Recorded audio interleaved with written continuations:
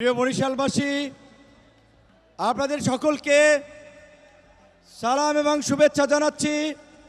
আজকে বরিশালের মাটিতে দীর্ঘ 2 দশক পর আমাদের মাঝে উপস্থিত হয়েছেন বিএনপির চেয়ারম্যান, আমাদের সকলের হৃদয়ের স্পন্দন, আগামীর বাংলাদেশের প্রধানমন্ত্রী জনাব তারেক রহমান, তার সাথে ঢাকা থেকে জাতীয় নেতৃবৃন্দ, বরিশাল বিভাগীয় নেতৃবৃন্দ, বরিশাল বিভাগের 21 আসনের বাংলাদেশ জাতীয়তাবাদী দল বিএনপি এবং তার জোট সঙ্গী প্রার্থী সকলের পক্ষ থেকে আগামী 12 ফেব্রুয়ারি নির্বাচনে আপনাদেরকে ধানের শীষে ভোট দিয়ে, এবং আপনারা জানেন এই বরিশাল বিভাগের মধ্যে ভোলা 1 আন্দালিব রহমান পার্থ এবং পটুয়াখালী 3 আমি ট্রাক এবং গরুর গাড়ি মার্কায় নির্বাচন করছি।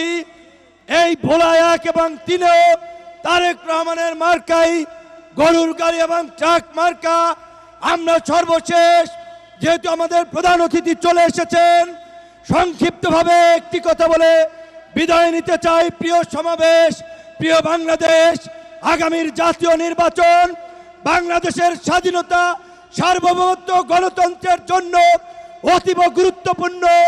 কোন উগ্রপন্থী গোষ্ঠীর হাতে যেন ক্ষমতা চলে না যায়।